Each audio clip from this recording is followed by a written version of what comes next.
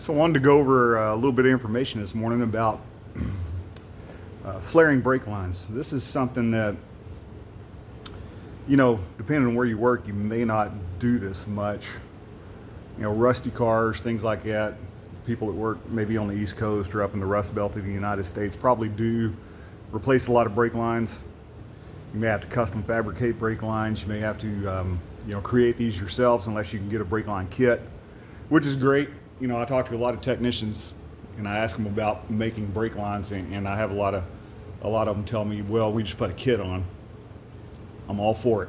I'm all for the brake line kit if the kit's available. But you're going to get into some situations and some scenarios where you may not be able to get a kit for that vehicle, and you're going to have to make some brake lines. So it's good to have that knowledge, to know how to do that. So there's all kinds of brake line flaring kits on the market. Some are good, some are not so good. Eastwood, some of y'all know, are very familiar with Eastwood. They actually have a really nice brake flaring tool that you can get right off their website. But one of my favorites out there is going to be the one that you see here now, this kit right here. This is actually a GM kit. It's got a GM part number on it, GM special tool number, but it's actually made by this company right here, Mastercool. So whether it's got the GM part number on it or it's the mastercool branded version, it's the exact same tool, and it's a hydraulic brake flaring tool.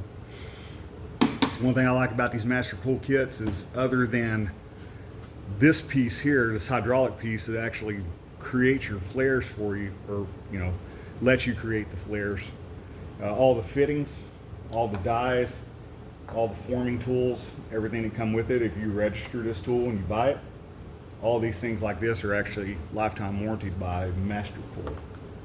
So just some things to keep in mind if you're looking for something to work brake lines with. It actually does fuel lines and quite a bit of other stuff too. It's not just exclusively for brake lines. So the reason I wanted to get this video out there is because I do see a lot of technicians struggle with the formation of brake lines. So that being said, I want to at least do one flare this morning and kind of show you how this tool works and some of the things that you need to look for. So when you're making brake lines, some very important things to keep in mind is, of course, the better tools you have available to you to create the flares, the better quality of your repair is going to be, obviously.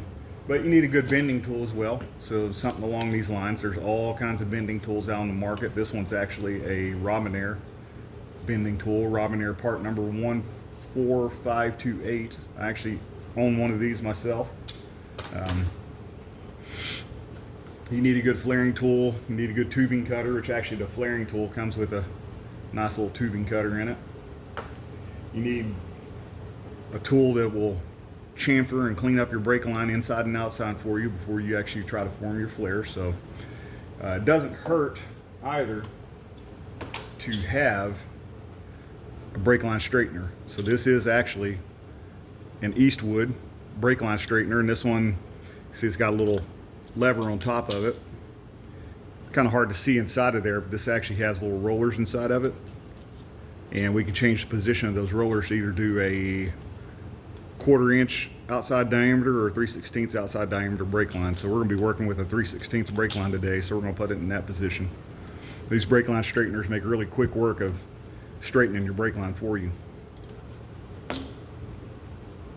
So I actually have a piece of brake line that we cut yesterday, and I'm going to use this to demonstrate an inverted flare, a 45-degree inverted flare. So there's a couple different types of brake flares out there. There's what they call an ISO flare or a bubble flare. So I have the pieces here that would do the ISO flare or the bubble flare. And one thing I really like about this kit and the newer versions of this kit, it's actually labeled right there, ISO. And this piece right here that actually forms my flare is labeled 4.75 millimeters. So I would use these two pieces to create my ISO flare or my bubble flare, whatever you want to call it. Same thing. But most of what you're going to run into now on a modern day vehicle is going to be your inverted flare. So if you look here, 45-degree inverted flare right there, and we're using a 3/16 line, so that's labeled 3/16. And right here, that's also labeled, I got that upside down, sorry about that. It's also labeled inverted flare, 45-degree. And then of course, it's an inverted flare, so that's gonna be step number 2, the little bullet right here. So let's make an inverted flare and see how this tool works. But something to be aware of with this tool, you really need to know what the spec is for the width of the flare that you're creating. So it's gonna be based off the size of the brake line. So we're gonna make a 45-degree inverted flare, with a 3/16 brake line. So the width of my flare, General Motors gives me a spec on that, and they give me a little window to work in, but it's gonna be roughly 7 millimeters in width. So that way it's the proper width to fit down into whatever you're attaching it to in the brake system, and to make sure that it seals off correctly. If it's too narrow, it's possible you're gonna have a leak. If it's too wide, it may not fit into where it is going, so you can clamp that down with the fitting and get that sealed off. So let's go ahead and create a flare and kind of see how this tool works. So the tool is actually really nice. Now if you have some of these laying around, maybe at your shop, and it doesn't work anymore because it is hydraulic, it's got a seal right there in the end where this piece threads in and out. Of course, you got some seals right here where the knob's at. You got some seals right here where the handle's at. You can get a rebuild kit for these, and I've ordered them off of Amazon, and they're not very expensive. So you can take this apart and reseal it, and just take standard hydraulic fluid to fill it back up, like hydraulic jack oil, anything like that, and bleed it out and good to go again. So you don't have to continue to replace this, because this is the most expensive part of the kit, is the actual tool itself. So one thing that I really like about the newer versions of this tool is they added this little shutter onto it, and this is actually going to set the depth of my brake line. So let's kind of set this up and see how it works. And something else that's really nice about this, I can clamp that in a vise. So if I'm working my brake line on my workbench before I take it to a car, I can clamp this in the vise, and I got both hands free to do the work I need to do. So to set the proper depth of my brake line, we're gonna put the dies in the tool. And something that you always want to be aware of is, you can see how my dies are in the tool. You see where they're separated right here, right there. You see how I have that position in the tool with the 2 halves of the die facing up towards me. One thing that you never want to do is you never want to put it in the tool like that. If I put it in that way, I'm going to mess up my brake line. It's going to twist my brake line when I try to clamp down on it and hold it in place. So I'm going to take my brake line, put it in here, okay, just like that. If I can get this where you can see it a little bit better. So my brake line's in my die. I take my shutter,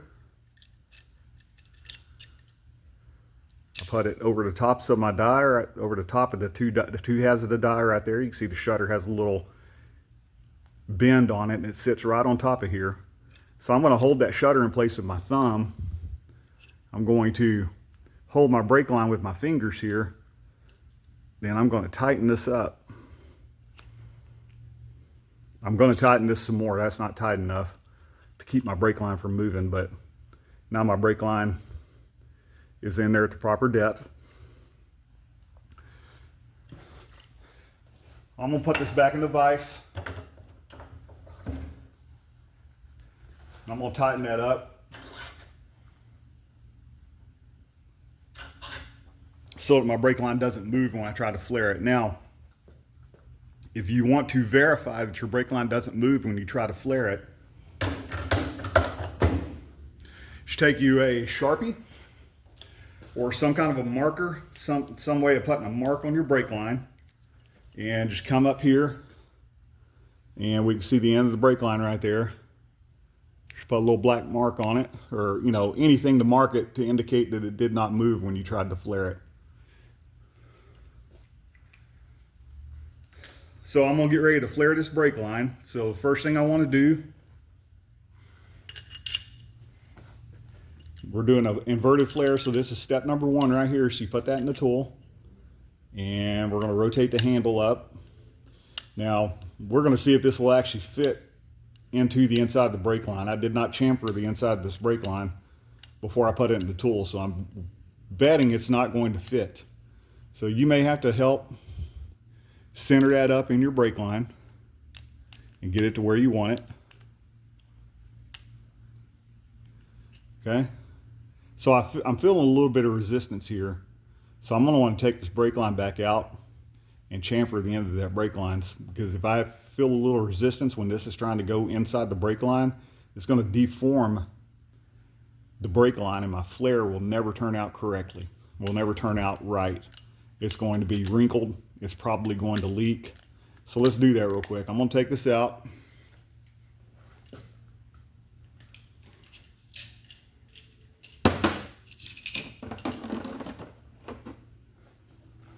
I'm gonna take my chamfering tool here and I'm gonna clean up this brake line inside and out. So just like this, cleaning up the inside of that brake line. You can see it right there, kind of, sort of. Obviously I need to learn how to use a camera a little bit better. And clean up the outside of that brake line. Get all that debris off of there. All those little tiny little metal shavings and little sharp edges that are left over from using a tubing cutter. Blow all the dust off of there. Now my brake line does look a little bit better. So let's test this out real quick. Step one of my inverted flare right here into my brake line. It fits in there with no resistance. Okay, so we're gonna put all this back in the tool and we're actually gonna flare this brake line now.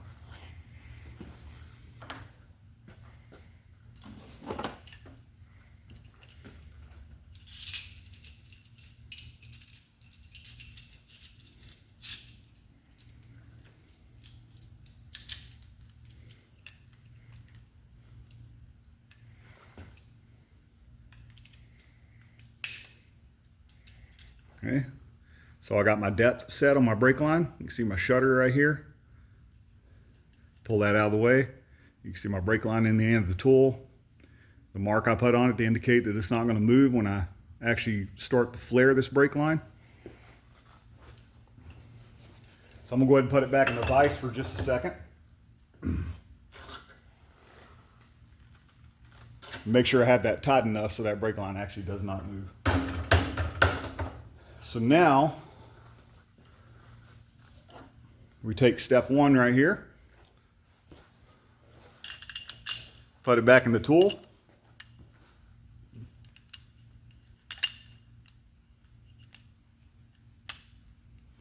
Rotate your handle up, make sure that the piece that forms the flare for you, this piece here, goes into the center of the brake line with no resistance. Rotate your handle. And as you're rotating the handle, once you make contact here, you don't want to crank down on this handle. If I crank down on this handle, I'm going to start to crush the end of the brake line prematurely. I don't want to do that. Okay? There's my valve that opens and closes my hydraulic valve inside the tool, or my knob that opens and closes the valve. So I'm going to close that. Then I'm going to pump this up. So as I'm pumping this up, this tool is hydraulic, so you want to be very careful. I can overdo it and I can crush the end of the brake line. So as I start pumping, you see here, as I'm pumping, you can see it moving, barely. So now my handle's tight. I've got resistance on it. I want to stop right there. If I continue to squeeze this tool is hydraulic. It is going to put a tremendous amount of pressure on that brake line that's going to damage it. So my handle got tight. It was about 2.5 pumps. I'm done. I'm going to stop right there. Open your valve. Remove step number one of your inverted flare. So we take this piece out and we're going to go to step two now.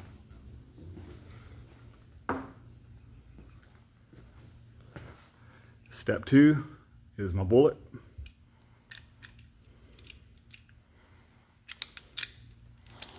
And same thing, you want to make sure it gets centered correctly in your line and not off to one side of it, otherwise it's going to damage your brake line.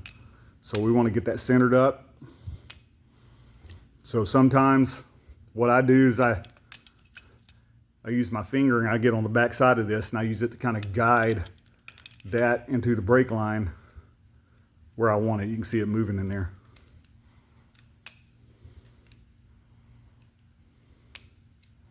And same thing, my handle stops, so I don't want to continue to try to rotate this.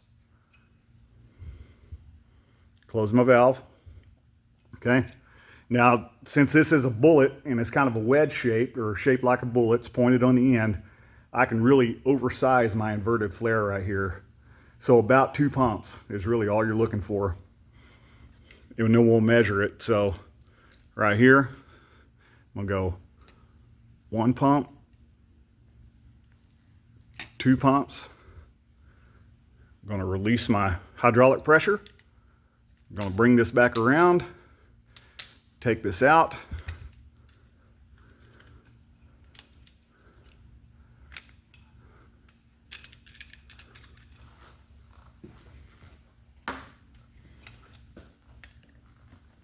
And right there is my 45-degree inverted flare. Just visually, it looks pretty decent to me. So now I'm going to remove it from the tool.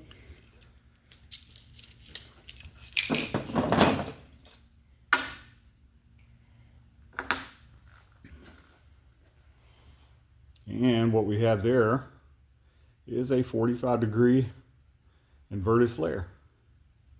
Then you want to make sure that you put the right type of fitting on here, because remember we were talking about ISO flares or a bubble flare. An ISO flare, a bubble flare is the same thing. You may hear it called by those 2 different names. And then we have inverted flares. So looking at the types of fittings that we have available, this guy right here is an inverted flare fitting. And you can see it's recessed on the end right here to accept the inverted flare right there. This is an ISO flare fitting. And you can see it looks quite a bit different. And it's not recessed on the end. So the fitting for the ISO flare and the inverted flare are quite a bit different. You want to make sure you use the right one or you're not going to be able to get this brake line to seal off correctly. So we'll compare these fittings side by side here. You can see right there, that's your bubble flare or ISO flare fitting, and then this one right here, that is your inverted flare fitting. Quite a bit different when you look at the ends of them. So always make sure that you use the right fitting for the right type of flare. And there it is. There's your inverted flare fitting for your inverted flare right there.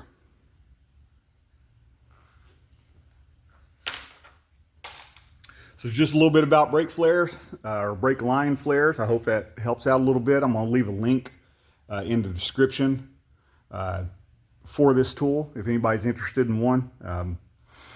But price shop them. The prices vary depending on where you go. I have found some really good deals on Amazon, especially if you can get like one of their deals of the day, and get like 15% off of one of these mastercool kits like this one right here. That guy right there. So if you're looking for one of these, just price shop them. I'm not trying to sell anything to anyone, just trying to help out a little bit. But if I was going to buy a brake flaring tool right now, this would be the one. Hope this helped out.